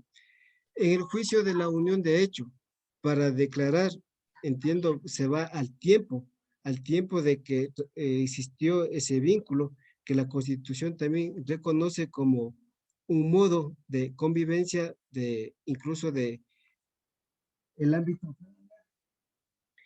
Las excepciones, y de acuerdo si es actor, si es, bueno, en este caso, si hablamos de excepciones, lógicamente sería la parte demandada la que te dice este tipo de pregunta. Si ya conoce él la pretensión, si él conoce la demanda, conoce el fundamento de derecho, conoce cuáles, incluso los medios de prueba, lo que corresponde es pronunciarse sobre ese tipo de circunstancias y aplicar las excepciones que considere le son aplicables al presente caso. Acá hablamos únicamente en forma general de como un mecanismo de defensa de cuáles serían las decisiones que puede deducirse. Entonces, acá el que está en uso de la palabra no conoce los antecedentes de la demanda, la pretensión, y como se ha indicado, estamos para compartir este tipo de conversatorios sobre circunstancias que se ven en la práctica, pero sí les pediría que cuando le hagan las preguntas o las inquietudes que tengan, lo hagan un poquito más puntual, porque se deja un abanico bastante abierto, bastante inmenso, que en realidad puedo decirles un sinnúmero de excepciones, pero de eso no se trata. De eso no se trata este conversatorio, sino más bien de adecuar en forma correcta, en forma adecuada, todos los procedimientos, todo tipo de excepciones para que, reitero, el usuario de la Administración de Justicia reciba una decisión de fondo. En la unión de hecho, pues incluso, no sé, debería verificarse la existencia de hijos, de cuándo nacieron los hijos y cuántas cosas más que pueden seguirse produciendo de acuerdo a las pretensiones de la parte actora. Listo, mi doctor. Tengo otra pregunta. Dice, buenas tardes, señor doctor. Según el artículo 113 del Código Civil, ¿sí permite esa posibilidad de liquidar los bienes de la sociedad conyugal o ya se reformó dicha disposición legal? Ya, el artículo 113 o el Código Civil en realidad no es solo el 113, sino todas las disposiciones que hablan de las sociedades de unión de hecho, del vínculo matrimonial. Establece de que disuelto la sociedad conyugal, terminada la unión de hecho, lo que procede es la disolución de bienes. Lo que estamos acá es tratando de encaminar cómo es la manera de que se dé ese tipo de partición de bienes, si va a ser dentro de un mismo proceso de divorcio. Entonces, o de disolución. Entonces, yo les digo, si en el juicio de divorcio, que vamos a la calidad del estado civil de la persona, voy a discutir tal vez el asunto de deudas, de dineros, de bienes. ¿Eso a qué me conlleva? Cuando eso debería tratarse a través de un procedimiento de inventario. O tal vez están asumiendo que dentro del juicio de divorcio hacer un incidente de un juicio de inventarios para que se establezca todos los bienes. ¿Y qué tal que existen varios bienes inmuebles, varios bienes muebles, existe cantidad de deudas? Imagínense, se pierde la trayectoria. Yo sé, el Código Civil establece esa posibilidad, pero vamos a la práctica también, vamos a la práctica. ¿Cómo se podría generar dentro de un juicio de divorcio un incidente por un juicio de inventarios? La pretensión va totalmente distinta. Igual, lo que pasa, y con esto a la práctica, lo que pasa en los juicios de divorcio, se resuelve la situación de los hijos menores de edad, se resuelve incluso las visitas, se resuelven los alimentos. ¿Y qué pasa cuando el padre o la madre no cumple con ese tipo de circunstancias o han variado o han cambiado? La persona que se siente desprotegida frente a esa resolución, ese tipo de decisiones de orden judicial que en su momento se dieron y causaron efecto, no va al juicio de divorcio y dice, mira, sabe que yo tengo un sueldo menor o tal vez no tengo la opción de visitarles a mis hijos. Acude con un proceso ante el juez de la niñez y adolescencia y demanda el procedimiento sumario esa pretensión. Entonces, mire, todo es la práctica, vamos a la práctica y a la lógica. Y creo que con esto sí se logra solventar la inquietud del profesional del derecho. Las normas no son absolutas y también debemos tener en cuenta que el derecho no es estático, es cambiante y todo se va siempre a la garantía de la seguridad jurídica. Y hoy reitero, la pertinencia de discutir un juicio de inventario y luego un juicio de partición dentro de un juicio de divorcio. ¿Hasta qué punto va a tener ese alcance? Cuando el objeto en sí ya va a otro tipo de circunstancias. La pretensión inicial fue la disolución conyugal, un asunto de familia, y luego la disolución ya va a bienes, inmiscuye la propiedad.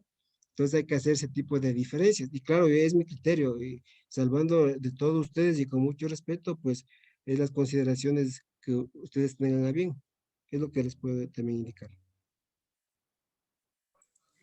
Ya, mi doctor, la siguiente pregunta dice, doctor, buenas tardes. Por favor, mi pregunta es la siguiente. En el caso de la competencia del juez, si se presenta la demanda en la ciudad de Quito y ya está calificada y ya realizadas las citaciones y por circunstancias de la vida se cambian de lugar de domicilio a otra ciudad, ¿cabe la incompetencia del juez? Bueno, el, el aspecto fundamental, el aspecto fundamental, no porque lo diga también solo el COGEF, la Constitución determina que toda persona debe ser sometida a su juez competente. Y si cuando presentaron la demanda tenían su domicilio, el demandado, el accionado, el reclamado, tenía su domicilio en la ciudad de Quito, fue su habitación original.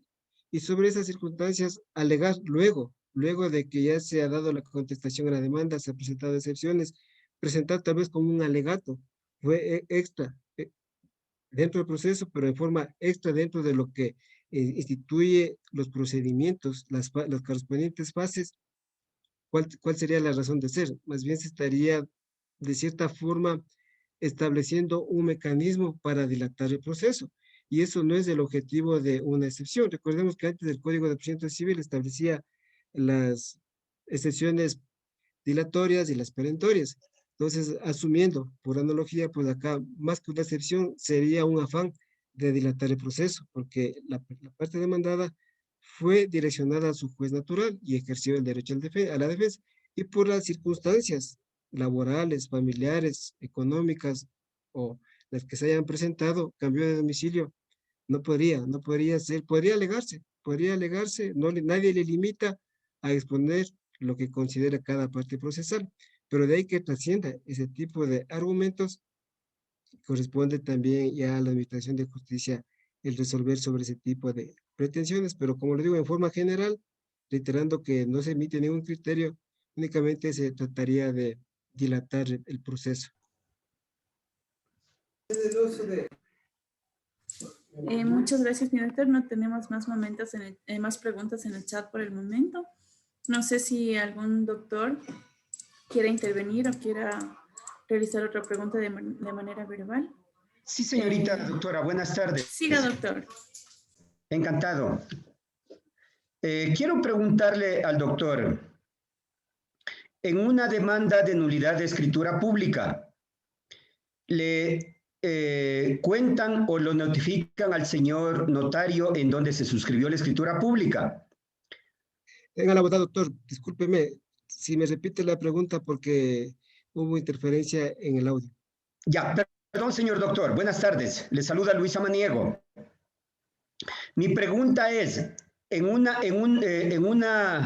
acción o una demanda de nulidad de escritura pública, se pide que se cuente o se notifique con el señor notario público.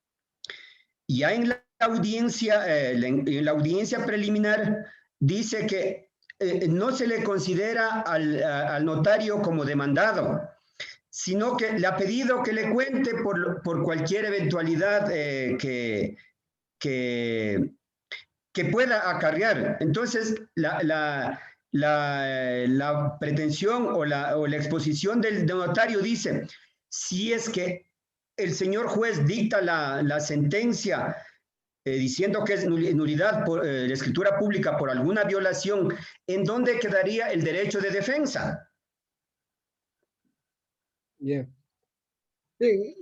Claro, son casos prácticos que están saliendo a la luz en este conversatorio y, bueno, vale la pena tener en cuenta de que una cosa es la nulidad del instrumento público, que en sí constituye la escritura pública, y otra muy diferente, la nulidad de ese contrato, de esa minuta.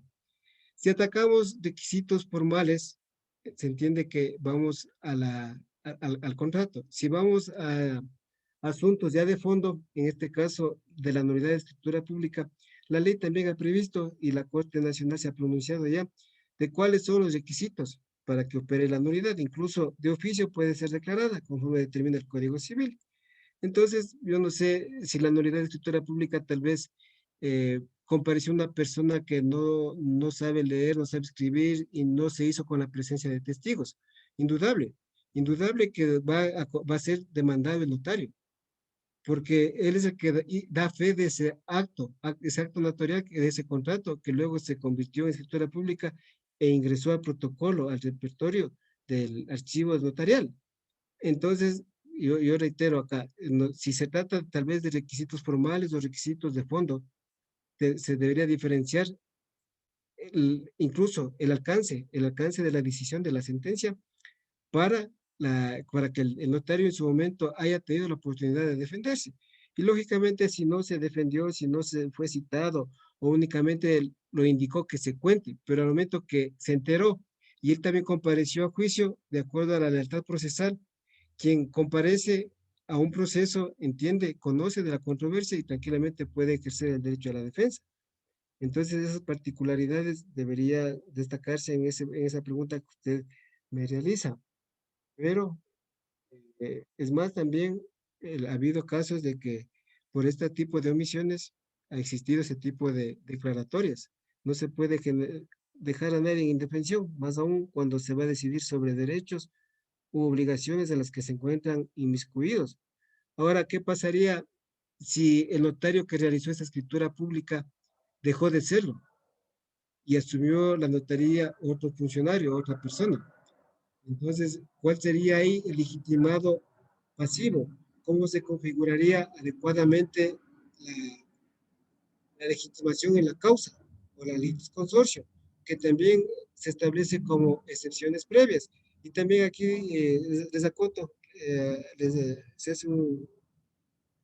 se agrega de que cuando se alega la falta de personería jurídica o de la incapacidad de las personas, obviamente ello va a generar una nulidad, pero cuando se alega la falta de legitimación en la causa, la falta de litis consorcio, ello va a devenir en una sentencia inhibitoria para que se adecue toda la comparecencia de quienes son los llamados a defenderse o a accionar la respectiva demanda o a su vez se pronuncien sobre la contestación a esa demanda.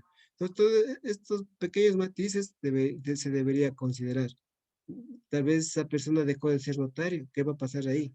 ¿Cuál va a ser la persona demandada? ¿Cuál tiene la calidad de ser demandada? Y le dicen, cuéntese con el notario. Es como cuando se da los inventarios por sucesión de causa de muerte. Dicen, bueno, se manda a notificar por la prensa a todos los herederos y también se dispone que comparezca el procurador de sucesiones del SRI. Entonces le dice, cuéntese. O cuando en acciones de protección igual. Dicen, bueno, se demanda a tal institución y por regla general, dice, cuéntese con la Procuraduría General del Estado. Entonces, ese tipo de diferencias se debería tener en cuenta en los casos de escritura pública. Y sobre todo, si nace o revierte la escritura pública sobre el acto realizado por el notario o sobre quién realizó esa escritura pública, sobre quién fue el otorgante de la escritura pública. Porque si se recae la nulidad sobre actos que vician la responsabilidad directa del contratante o de quien compareció a realizar escritura pública, ¿cuál sería el alcance también que se verifique la trascendencia del notario? Pero si ya vamos a asuntos, como le decía, tal vez se celebró una escritura pública sin la presencia de testigos. Obviamente eso ya recae una responsabilidad del notario y al ser considerado un servidor público, no olvidemos que la Constitución de la República del Ecuador instituye sanciones de orden disciplinaria, penal, administrativa, en contra de los servidores públicos. Entonces, esas circunstancias tendría que verificarse en el caso que usted ha expuesto. Muchas gracias, señor juez. O sea, justamente no le quería decir el caso concreto. Lo que pasa es que unos dos cónyuges o unas dos personas de unión de hecho han celebrado una escritura pública de adjudicación, pero resulta que se pelean ellos después de la adjudicación, en la inscripción en el registro de la propiedad, la transferencia de dominio, y hoy la señora está demandando la nulidad de la escritura pública porque no debía haberle adjudicado al señor. O sea, y ahora dice el notario, o perdón, en la parte accionante, solo cuéntese. Entonces, por eso era mi inquietud. Muchas gracias, señor juez. No, hay, bueno, más que criterio es lo que dice la norma. El Código Civil instituye que nadie puede reclamar la nulidad de hechos que conocían. Eso no es un criterio de mi persona ni tampoco de los compañeros abogados que se encuentran en este medio telemático. La propia norma le dice. Me parece que es el artículo 1497 y 1494 del Código Civil, que nadie puede alegar la declaración de nulidad cuando conocía y provocó ese acto. Entonces, todas esas cosas, todas esas circunstancias prácticas a la norma es la que debe verificarse. Gracias, igual, doctor. Gracias, doctor. No sé si alguien más tiene alguna inquietud. Recordarles también, mientras tanto, que por favor no olviden registrarse quienes aún no lo han realizado. ¿Puedo hacer una segunda pregunta, señor doctor? Estimado doctor, con mucho respeto y siempre con la cordialidad, como le indiqué, pues ya vamos a aspectos particulares y espero me entienda la posición mía como operador de justicia de que no se trata este conversatorio de absolver casos, sino en forma general establecer matices para que exista unas pretensiones, unas contestaciones a las demandas en forma general correctas, adecuadas y como he venido insistiendo, se dé una resolución de fondo y evitar el que se dilate con estas llamadas sentencias inhibitorias que no responden, reitero, a la administración de justicia. Más bien, doctor, yo le pido que comprenda la posición y muchas gracias. Sí, señor juez. Lo que pasa es que yo estoy de acá, de la capital, no es de la jurisdicción de ustedes donde están ejerciendo, pero solamente mi inquietud es la siguiente. ¿Puedo de una acción ordinaria transformarle en acción colusoria? Igual, tenemos en cuenta que la acción colusoria, ¿cuál es la vía adecuada? Y si usted tenía la pretensión de seguir una acción colusoria que tiene por finalidad la asociación o tal vez el acuerdo de más de dos personas para conseguir algún perjuicio en contra de otra persona, debe encaminarse de esa forma.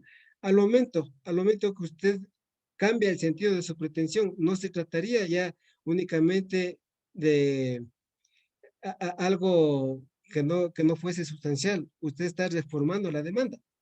Entonces, si fue calificada la demanda, si fue citado el demandado, no podría porque ya se centró la litis. Usted tendría los mecanismos para acceder, presentar su demanda respecto al proceso colusionario que indica. Pero dentro de un juicio ordinario, practicada la citación y cambiar las pretensiones, no es tolerable en el accionar jurisdiccional. Muchas gracias, señor juez. Muy amable. Perdón. Muchas gracias, doctor. No sé si alguien más tendría alguna inquietud.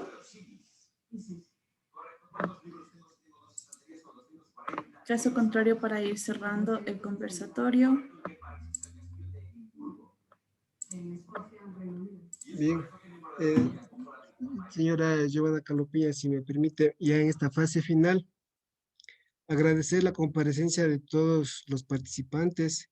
Espero una vez más haber de cierta manera contribuido en el desarrollo profesional, el haber dado respuestas adecuadas a las expectativas o dudas que se han generado en esta tarde. Y esto es el fin de la Administración de Justicia. Esto es la finalidad de este tipo de conversatorios implementados por el Consejo de la Judicatura, y espero que no sea la última vez que tenga la oportunidad de estar con ustedes a través de este medio telemático. Siempre habrá la predisposición de la Corte Provincial de Justicia de Cotopaxi el venir colaborando con el Consejo de la Judicatura para el desarrollo de estos eventos. Y en buena hora me ha causado un halago de que existen 98 participantes, tanto de la provincia de Cotopaxi, funcionarios judiciales, como también de otras provincias. De mi parte, muy agradecido. Señora Giovanna Calopiña, devuelvo el uso de la palabra. Muchas gracias, estimado doctor. Debo indicar que en el chat de Zoom podemos encontrar muchas felicitaciones por su ponencia y agradecimiento de parte de los señores abogados. De igual manera, reciba mi agradecimiento como coordinadora de la Unidad de Comunicación y como Dirección Provincial del Consejo de la Judicatura de Cotopaxi. Siempre podemos contar con su gentil colaboración, mi doctor. Muchísimas gracias. También a todos los señores doctores que siempre nos están acompañando, que siempre nos están colaborando en los conversatorios jurídicos. Desde este mes de marzo hemos empezado, arrancamos con los conversatorios jurídicos mensuales. El siguiente les daré llegar la invitación de manera oportuna. El día de hoy estuvimos en total 106 personas. Agradezco mucho esa colaboración. Cotopaxi siempre es pionero en el tema de los conversatorios jurídicos por su gran participación. Muchas gracias, estimado doctor Santiago Zumba, juez de la Sala Civil de la Corte Provincial de Justicia de Cotopaxi, a cada uno de ustedes, señores abogados, también a cada uno de los señores jueces y notarios que nos acompañan y servidores judiciales, compañeros de la función judicial.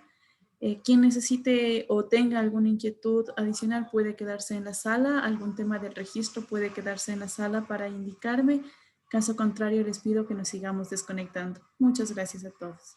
Bien, muchas gracias. Procedo a desconectarme. Gracias a todos. Saludos.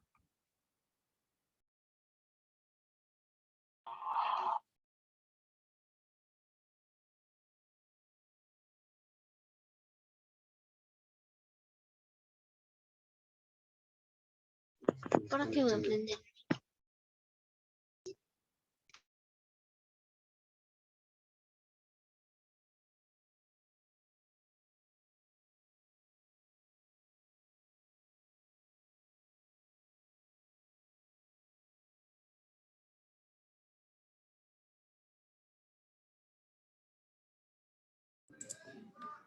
Entiendo que no existe ninguna inquietud.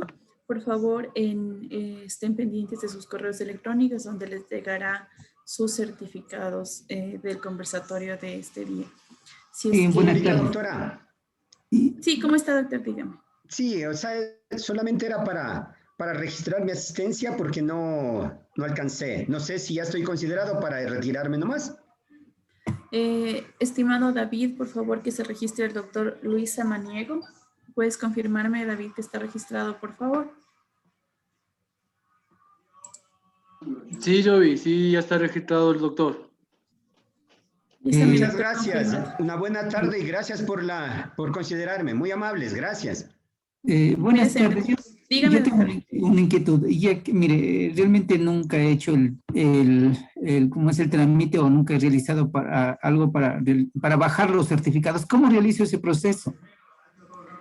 A ver, mi doctor, a su correo electrónico le debe llegar a usted un link de que ya tiene el certificado, siempre y cuando usted se haya registrado, se haya hecho el registro previo. ¿Sí lo hizo? Sí, he realizado de todos los que he participado he Ya, realizado, pero realmente no he bajado ninguno. ya. Entonces lo que prosigue es ingresar al aula virtual de la función judicial. Ingresa al aula virtual y usted va a tener un usuario único y una clave que al inicio son sus cédulas, tanto en el usuario como en la clave. Una vez que ingresa, le pide el cambio de clave. Y allí usted va a encontrar un apartado que dice conversatorios jurídicos. Se despliega la pantalla y va a encontrar las fechas y los temas de cada conversatorio. Va a dar clic en cada link y usted tiene que llenar una encuesta breve de 5 preguntas sobre qué le pareció el conversatorio, la logística, si está de acuerdo o no. Llene esas 5 preguntas y de inmediato se le habilita el certificado para poder descargarlo.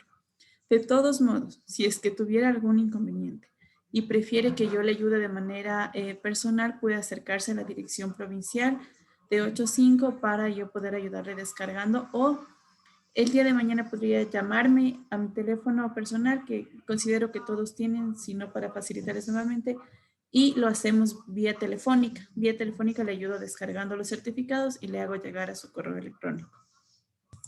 Ya, muchas gracias. Voy a tratar de asistir mañana para que me ayude más bien con eso, Listo, mi porque, estimado doctor. mire, anteriormente, bueno, traté de ingresar con mi cédula y también con el código, pero de ahí no logré ingresar, sinceramente.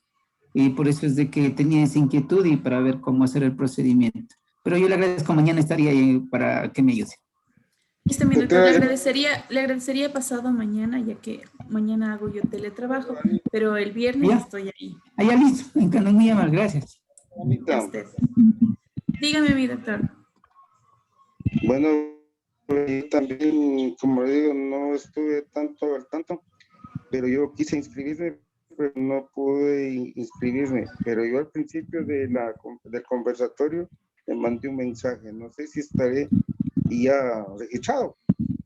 Doctor, indíqueme sus nombres. Ya. David, por favor, ¿podrías confirmarme que el doctor Germánico Taco está registrado?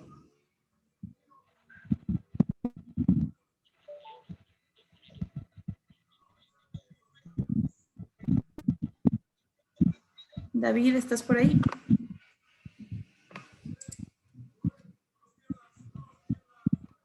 Dime, Jovi, perdón, no te escuché. ¿Podrías ayudarme verificando que el doctor Germánico Taco está registrado? Un ratito, ya te veo.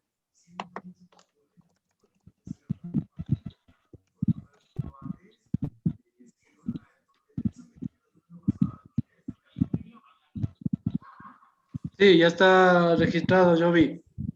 Ya. Listo, mi doctor. Sí, ya está registrado entonces. No se preocupe. Muy amable, Giovanita, que tenga una feliz noche. Igualmente, Saludos mi y doctor. cuídense. Igualmente. ¿Alguna otra inquietud? Sino para desconectarnos ya de la sala.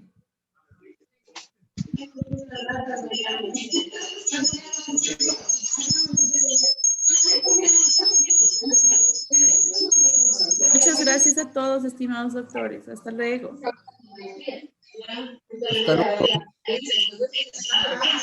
Hasta luego. Hasta luego.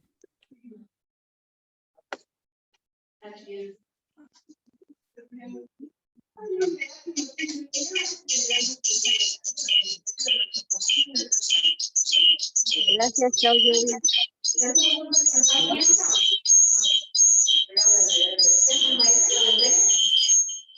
Pero la posición de él es que para él la apoderación es lo más importante, por eso ya le hice de que hay que apoderar de la demás. Gracias, Jovita. Hasta luego.